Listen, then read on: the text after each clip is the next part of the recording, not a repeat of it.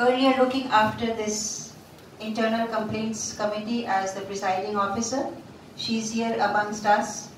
Professor D.S. Rajput, who is a senior professor in social sciences. Our guest and speaker, Mrs. Vandana Gupta, under whose initiation this program has been taken up.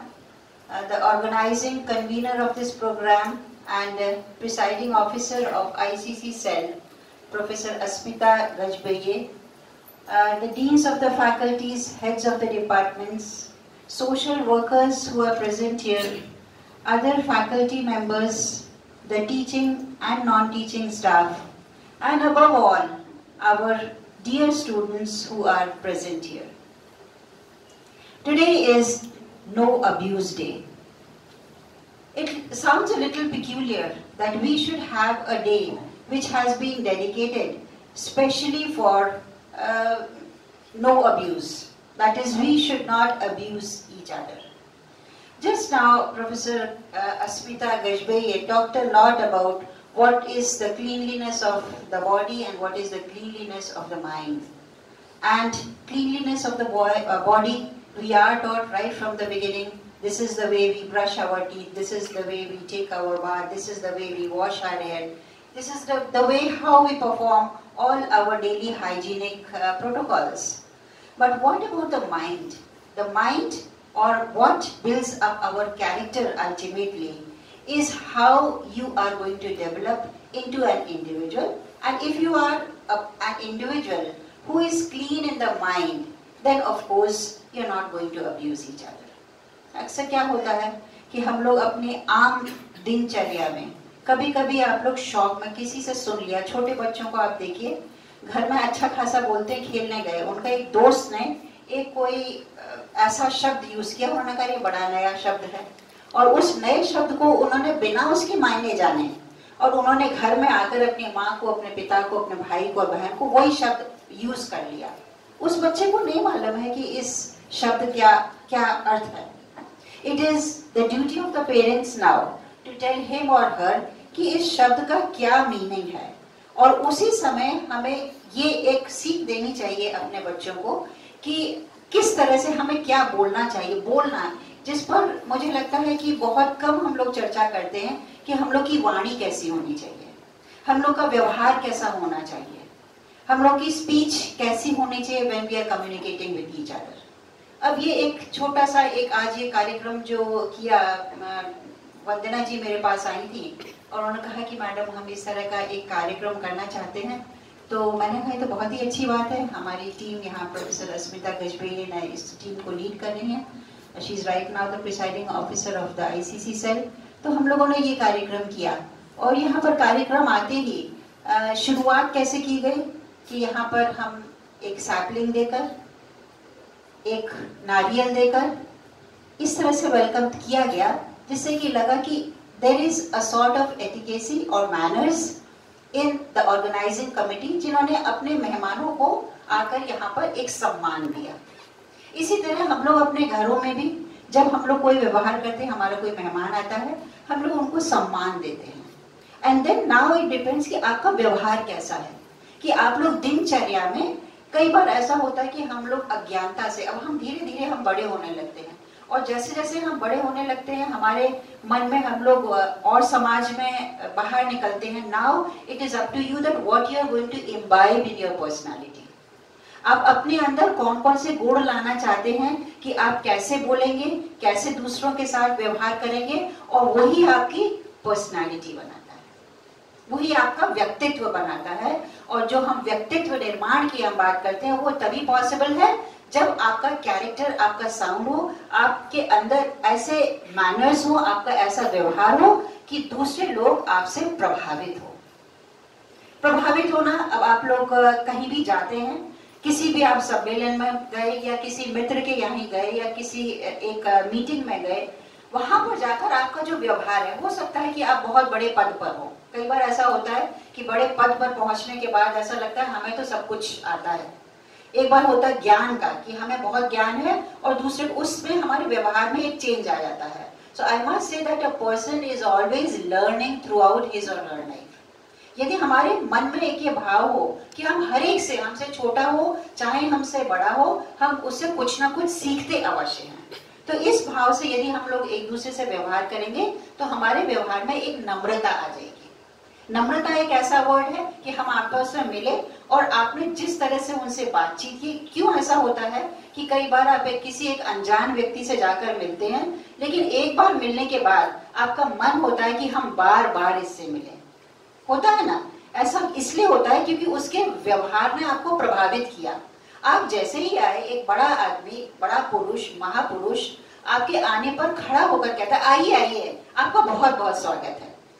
ये एक sentence बोलने से आपके मन में ऐसा लगता है कि देखो इसने कितना हमारा भाव भीना ऐसा एक स्वागत किया, इतने बड़े हैं हमसे उम्र में भी, पद में भी, लेकिन इनमें कितनी नम्रता है जो इन्होंने हमें इस तरह से इन्होंने हमारा स्वागत किया।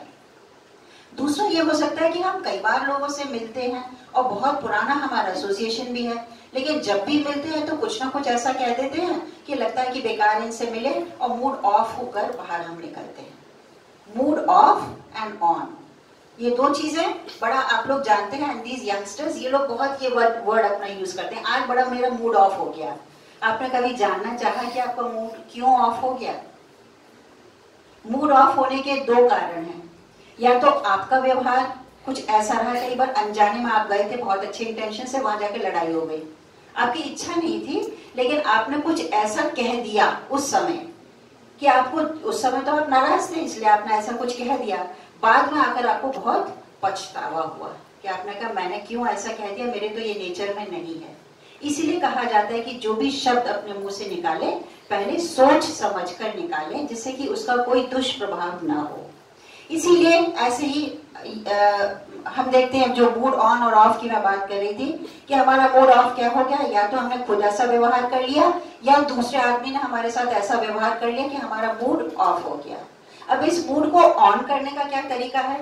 ऑन करने का वही तरीका, यदि आप स्वामी विवेकानंद जी को याद करें, डॉक्टर राधा कृष्णन को याद करें, ऐसे लोगों को याद करें, महात्मा गांधी जी को याद करें। महात्मा गांधी जी ने पूरा देश में नॉन वायलेंस का मूवमेंट ही चला दिया। क्या वो अंग्रेजों से जाकर लड़े? नहीं लड़े ना, और उनकी नॉन वायलेंस ही देश को जिताकर ले गई। इससे बड़ा और क्या एग्जाम्पल हो सकता है?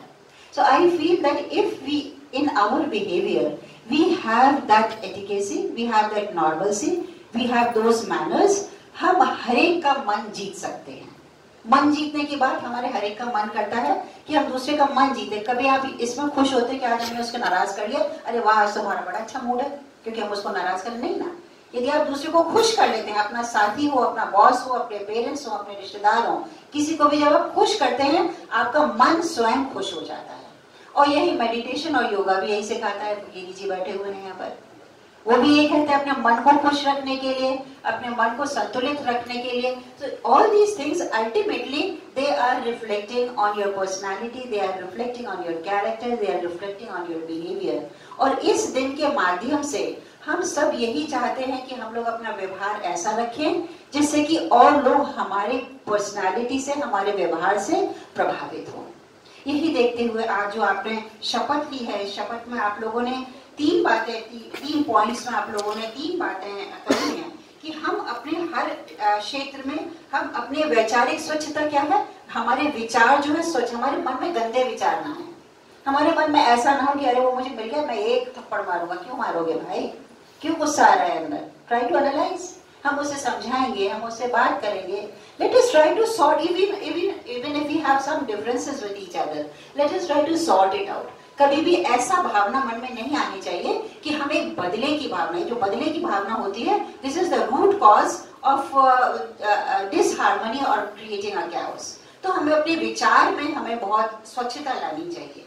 दूसरा, आपने जो शपथ ली है कि हम किसी को भी अपशब्द नहीं करेंगे, दुर्वचनों से हम कभी भी बोलने का हम प्रयास नहीं करेंगे। ये मैं आपसे पहले ही कह रही थी, हम जिससे भी बोले हम बहुत नम्रता से बोले, बहुत सॉफ्टली बोले, which will reflect on your behaviour. और वही बिहेवियर आपकी पर्सनालिटी बन जाएगी और आपके चेहरे पर वो जो ग्लो आएगा, यदि आप इस तरह की पर्सनालिटी, आप कहीं से आप निकल कर भी जाइए, आप कहीं रेलवे स्टेशन पर बैठिए, एयरपोर्ट पर बैठिए, क्यों ऐसा होता है? बहुत से लोग निकलते हैं, आप किसी की पर्सनालिटी आप जानते नहीं हो उसे, उसके चेहरे से देख के आपको लगता है कि अरे ये बड़ा सज्जन पुरुष है।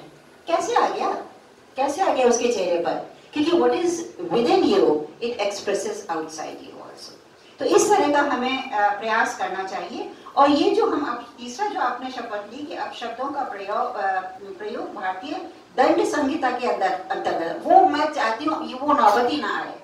वो नौबत ही ना, क्या हुआ कि लड़ाई हुई, कभी कभी बहुत मुझे कहते हुए अफसोस होता है कि यहाँ कैंपस में भी लड़ाई हो जाती है, तो ग्रुप्स में, बच्चों के ग्रुप्स में, फिर क्या करना पड़ता है, प्रोक्टोरियल बोर्ड को भी बुलाना पड़ता है, कभी कभी सिक्योरिटी को भी बुलाना पड़ता है।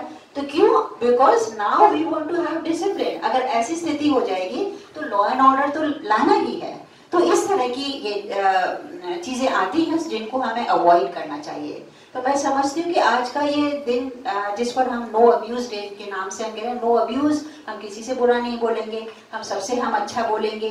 और अपने और बहुत छोटे छोटे मैं एग्जांपल्स दे सकती हूँ कि मुझे बड़ा तकलीफ होती है, शायद प्रोफेसर राजपूत इससे जुड़े हुए भी हैं, एल्डरली होम्स, कि हम अपने पेरेंट्स को जब वो वृद्ध हो जाते हैं तो हम अपने पेरेंट्स को जाकर एल्डरली होम्स में हम छोड़ाते हैं।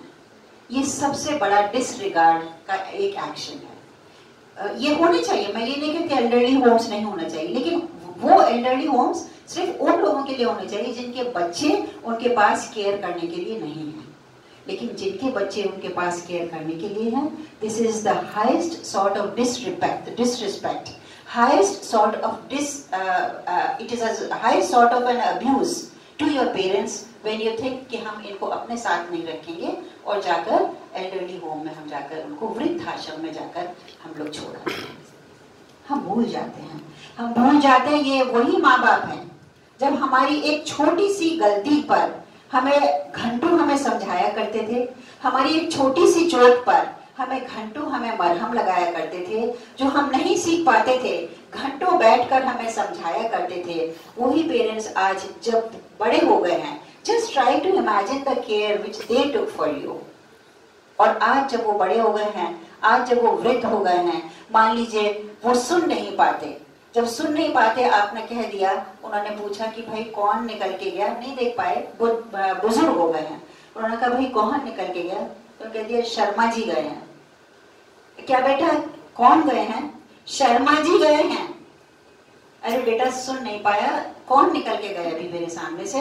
शर्मा जी, शर्मा जी, शर्मा जी। ये टोन हो जाती है जब बच्चे बड़े हो जाते हैं। वही बच्चा जब छोटा था तो वो कहता था कि पापा ये क्या है? बेटा ये एप्पल है। पापा ये क्या है? बेटा ये एप्पल है। पापा ये क्या है? बेटा ये एप्पल है जो तुम खाते हो ना, जो तुम्हें मीठा लगता है ना, तुमने खा के देखा है, काट के देखा हो, तुम खा के देखोगे। This is